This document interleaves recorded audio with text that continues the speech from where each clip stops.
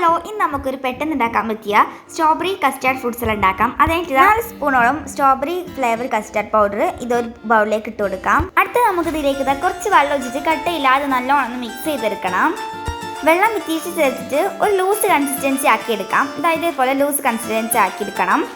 അടുത്ത് നമുക്ക് അതിലേക്ക് ഒരു പാക്കറ്റ് പാൽ ഒഴിച്ചു കൊടുക്കാം. എന്നിട്ട് നമ്മൾ നേരത്തെ എടുത്ത് വെച്ചിട്ടുള്ള സ്ട്രോബെറി ഫ്ലേവർ കസ്റ്റാർഡ് ഇതിലേക്ക് ഒഴിച്ചിട്ട് ഒന്ന് ഇളക്കി കൊടുക്കാം.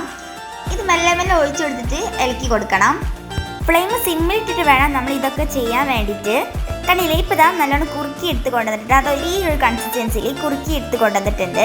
ഇനി നമുക്ക് ചൂടാതിന് ശേഷം ഒരു ബൗളിലേക്ക് മാറ്റിയിട്ട് നമുക്കൊന്ന് തണുപ്പിക്കാനായിട്ട് ഫ്രിഡ്ജിലേക്ക് മാറ്റണം.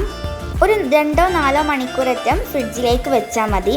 നമുക്കിതൊന്ന് തണുത്ത് കിട്ടിയാൽ മതി കേട്ടോ. ഇപ്പോൾ ഇതവിടെ 4 മണിക്കൂറിന് ശേഷം ഫ്രിഡ്ജിൽ നിന്ന് കൊണ്ടുവന്നിട്ടുണ്ട്. ഇനി ഇതിൻ്റെ ക്ലിംഗ് റാപ്പ് ഒന്ന് മാറ്റി കൊടുക്കാം.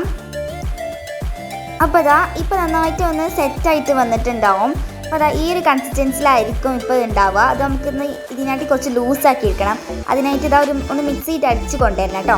ജസ്റ്റ് ഒന്ന് അടിച്ച് കൊണ്ടുവന്നാൽ മതി. അപ്പോൾ ഈ ഒരു കൺസിസ്റ്റൻസിലാക്കിയിട്ട് അടിച്ച് കൊണ്ടുവന്നിട്ടുണ്ട്. അടുത്ത് നമുക്ക് ഇതിലേക്ക് കുറച്ച് ഫ്രൂട്ട്സ് ചേർക്കണം. അപ്പോൾ നിങ്ങളുടെ കയ്യിൽ എന്തൊക്കെ ഫ്രൂട്ട്സ് ഉണ്ടോ അതൊക്കെ ചേർത്ത് കൊടുക്കാം. ഞാനിതിലേക്ക് കുറച്ച് അനാറും കുറച്ച് ആപ്പിളും പഴവും കക്കേരിയും പിന്നെ കുറച്ച് നടിച്ചിട്ടിട്ട് നല്ലോണം ഇളക്കി കൊടുത്തിട്ടുണ്ട് കേട്ടോ.